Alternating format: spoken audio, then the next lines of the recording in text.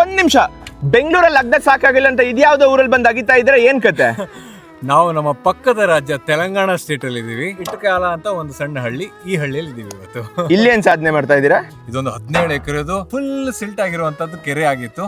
ಇವತ್ತು ಇದನ್ನ ಕಂಪ್ಲೀಟ್ ತೆಗೆದು ಎಲ್ಲ ನೀರು ತುಂಬುವಂಗ್ ಮಾಡಿದೀವಿ. ಯಾರೋ ಇಲ್ದಿರೋ ಊರಲ್ಲಿ ಬಂದು ಏನ್ ಸಾಧನೆ ಮಾಡಿದ್ರೆ ಏನ್ ಪ್ರಯೋಜನ ಸರ್? ಯಾರು ಇಲ್ದಿರೋದು ಅಂತ ಅನ್ಕೊಳ್ತೀವಿ, ಬಟ್ ನಾವು ತಿನ್ನುವಂತ ಅನ್ನ ಮೇಜರ್ಲಿ ಬರೋದೇ ಈ ಡಿಸ್ಟ್ರಿಕ್ಟ್ ಇಂದ. ಇಲ್ಲಿ ಭತ್ತ ಬೆಳೆಯೋದು ಜಾಸ್ತಿ. ಈ ಭತ್ತ ಬೆಳಿಬೇಕಾದ್ರೆ ಅವ್ರಿಗೆ ಮೇಜರ್ಲಿ ಬೇಕಾಗಿರುವಂತದ್ದು ನೀರು. ಫಸ್ಟ್ ಬಂದಾಗ ಇಲ್ಲಿ ಇವತ್ತಿಗೂ ನೆನಪಿದೆ, ಸಣ್ಣದಾಗಿ ಇಟೇಟ್ ನೀರಿತ್ತು ಆ ಒಂದು ಕಾರ್ನರ್ ಅಲ್ಲಿ. ಬರ್ತಾ ಇರೋ ನೀರೆಲ್ಲ ಹಳ್ಳಿಯವ್ರು ಹೇಳ್ತಾ ಇದ್ರು, ಬಂದೆಲ್ಲ ಪೋಲ್ ಆಗ್ಬಿಟ್ಟು ಆ ಕಡೆ ಒಂದು ಕೆನಲ್ ಇದೆ, ಆ ಕೆನಲ್ ಅಲ್ಲಿ ಹೋಗ್ಬಿಡ್ತಾ ಇತ್ತು ಸರ್, ನಮ್ಗೆ ಇಲ್ಲಿ ನೀರು ನಿಲ್ತಾ ಇರ್ಲಿಲ್ಲ ಅಂತ. ಈ ವರ್ಷ ಜೋರ್ ಮಳೆ ಬರುತ್ತೆ, ಯಾಕಂದ್ರೆ ಭೂಮಿ ತಾಯಿ ಮೇಲೆ ನಮ್ಗಿರೋ ಪ್ರೀತಿಯಿಂದ ಭೂಮಿ ತಾಯಿ ಅಷ್ಟು ಮಳೆ ಕೊಡ್ತಾಳೆ. ಬಂದಾಗ ಸಿಕ್ಕಾಬಟ್ಟೆ ನೀರು ಬರುತ್ತೆ. ಇಲ್ಲೆಲ್ಲ ಅಲ್ಲಲ್ಲಿ ಸ್ಲೂಸ್ ಗೇಟ್ ಕೊಟ್ಟಿದ್ದಾರೆ, ತೂಬ್ ಅಂತಾರೆ. ಆ ತೂಬಿಂದ ಇವರೆಲ್ಲ ಸುಮಾರಷ್ಟು ಅಗ್ರಿಕಲ್ಚರ್ ಮಾಡ್ಬೋದು, ಎರಡೆರಡು ಬೆಳೆ ಬೆಳಿಬಹುದು ಅಂತ ಇದೊಂದು ಪ್ರಾಜೆಕ್ಟ್ ಮಾಡಿದ್ವಿ. ಅದ್ ಮಾಡಿದೀನಿ ಇದ್ ಮಾಡಿದೀನಿ ಅಂತ ಹೇಳ್ತೀರಾ, ಹೆಂಗ್ ಮಾಡಿದ್ರಿ ಸರ್ ಇದು?